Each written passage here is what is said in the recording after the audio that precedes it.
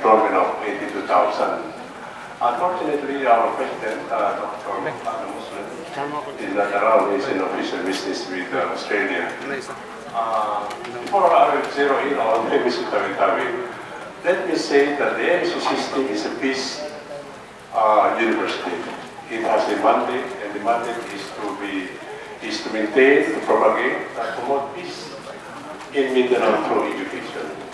Right now, Mindanao is on the forefront of combating ideologies that are alien to our democratic way of life, especially Sulu, Tawi-Tawi, Basilan, and ARM.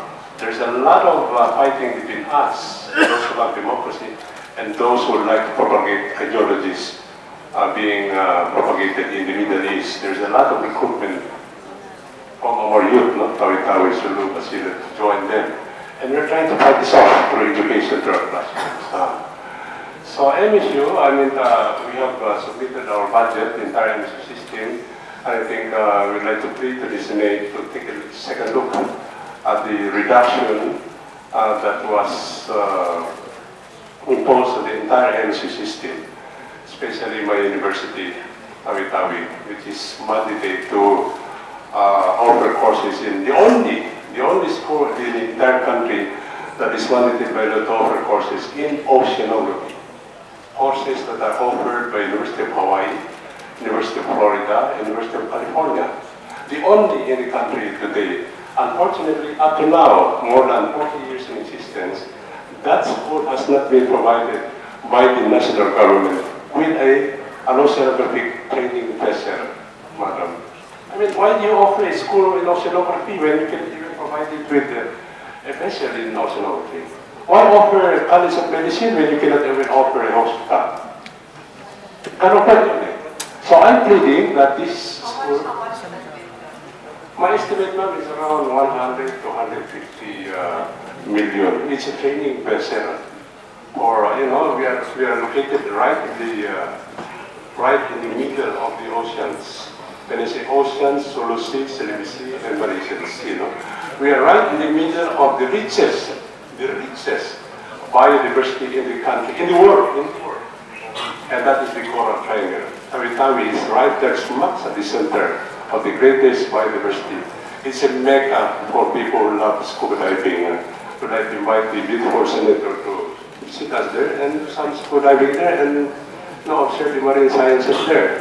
Now, unfortunately, for MSU Tawi-Tawi, its budget was reduced MOE by 50%. I really don't know. Maybe somewhere, maybe computer glitches. I really don't know. So we're pleading that it be restored to its 2015 or 2014 budget. Malinaw naman na eh. It's only around 7 million eh. I heard somebody saying it has to do with the elementary. Can I? Yes, even before CHED was created by law, the presence of the government was spread by the high schools put up by the Mindanao State University. 21 high schools in all the islands of Tawi-Tawi, no? Before it was only the Notre Dame schools that had high schools there. And so in 1969, 70, 71, we put up 21 high schools. So. But the funding for these high schools was cut off in the year 2000. So how did we maintain these high schools? It was through the kindness and support of the parents from the different islands. And so I'm pleading to you on bended knees that we provide support to these high schools until such time. In fact, we are willing, more than willing to offer it to them and take it over because we would like to concentrate on our mandate, and that is tertiary education. But in the transition, I think we should continue, government should continue to provide funding for these 21 high schools, which have a total of 8,000 high school students. Otherwise, if you close these high schools, where will the students go? They go to ISIS, they go to Australia. That's why I said earlier, when we are fighting it, there's a fight between us and those who are propagating these ideologies. So, with the 21 high schools, it has never been part of your budget? Yes, since 2000. Since? 2000, the year 2000. Since 2000? Yes. Do we care to make any policy that discourages SUCs from operating, but when it's already in existence, can you enlighten me? Basically, the law, the GAA has limited the number of high school students to 500, and they should be enrolled in colleges of education that have laboratory schools, and these laboratory schools would be have the enrollment of 500 students max. So that at least I think what happened was last year, 2014. I don't know whether it was a mistake. They counted all of those students in your MOOE. So you got a big increase based on 7,000 students, but it was corrected in 2015. So that was part also of the reduction.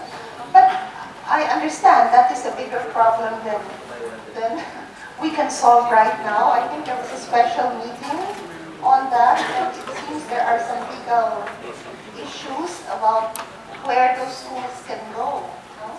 But right now, do we make an exception in your case? And why? Because like you say, it was historical, but historical circumstances change, no? And we might have to make the drastic decision that these schools belong to DepEd. I remember being in one board meeting, I don't remember if it's MSU. Must be. Might have been where we talked about that, yeah, with the president, no? And his concern at that time was they're running it well, and Oh yes, and then the clients will would want to have. But what you're saying now is that DepEd will take it and you're okay. So has there been any talks with DepEd? I mean, is there any reason DepEd won't take it? May I? In the last hearing at the lower house, DepEd was asked whether or not they are ready to accept these high schools. In fact, we are more than willing to accept all high schools, and said they are not. They are not ready to. Maybe we provide a transition for them to take over. But in the meantime, Somebody provide has funding. funded, I think whether it's... Yes, whether it is DepEd or Mindanao State University, these high schools should be funded now. Otherwise, where will these 7,000 students go? ISIS? I don't know. I think they should be funded, but maybe it should not be counted as part of the formula for the MOOE. They should not be counted as regular students, but a fund should be provided. Yes, Something like that. Okay, I'll discuss it with Senator PG and Senator Lauren. Okay. Yeah, no, thank you. But in addition to that, Commissioner Alarco is here. I was designated by the Honorable Chairwoman, Maui Equanon, as the option charge of another college there in Tawi-Tawi, and this is the Tawi-Tawi Regional Agricultural College that has been there even before Second World War. So medyo nakakalimutan din ng national government yan. We submitted our budget. Sana po take a second look and then provide the necessary for that. No? While MSU Tawi-Tawi, with all humility, is effectively handling the marine sciences side of education, there's another side in which is agriculture. I'm the option charge right now, and this college moved 30 kilometers away from its original campus in 1972 because of martial law.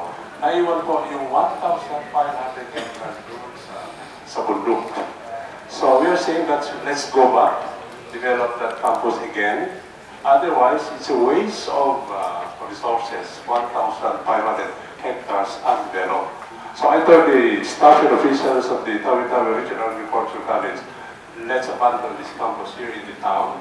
Let's go back to where we came from. But we need funding for that. We need to develop faculty housing, classrooms, and perimeter fences. Well, it's timely your mention because earlier in the hearing this morning with Senator Villar, who's the chair of the Committee on Agriculture, and then Senator Ligarda, who had asked that we all collate our various every SUC, and I address it to all the presidents, write a letter explaining what your predisposition is, interest is, inclination, geographical location so that we can match you with the agencies that are supposed to be supposed to be in charge of developing those areas. So for agriculture, those with cultural heritage sites, those with protected areas, or natural seascape, landscape that would be, if not a protected area by law, but there would be reason to either visit it as a tourism site or just to protect it for whatever reason. It's not yet a protected area law. So if you can all submit this so that we can group you in clusters, and what Senator Lauren would like to do is to link you with the other agencies involved so that we can get their support, technical support, and if possible, even funding. Okay? Thank you, That Mama. would be perfect because they would actually, Senator Villar would actually be excited to know about that land that could possibly be used for productive purposes. Okay? Thank you, Ma'am. In sum, in behalf of the, or without really the national government should take a second look at the entire Mindanao. Mindanao is the breadbasket of this country. Without Mindanao, walang makakain po taga Luzon, walang makakain taga Visayas. And so, I'd like to appeal that Wala kasing taga-Visayas ang gusto dito para magkontra. name it, we have the food there, we're exporting a lot of food to Luzon. I think the SECs in Mindanao are effectively implementing the agenda of this national government through education. Education will link poverty, will link unemployment, will link environmental protection through education to all these issues. Kung pwede sana, let's increase the budget of all the SECs in Mindanao. Thank you, Ma'am. That is our goal. I also highlighted in our morning hearing the SUCs that have IGPs, no? So if you can also submit that. I know it's part of the record, but in this request, so that we can see what you're doing, see how we can implement it further, submit it, because my colleagues would like to see which ones of you are already involved in some kind of agricultural production, some other kind of livelihood, etc., etc. Okay? So I think we've covered it. Thank you very much, Attorney Reyes. Thank you, Ma'am. And thank you to all the SUC presidents who are here. There are no reservations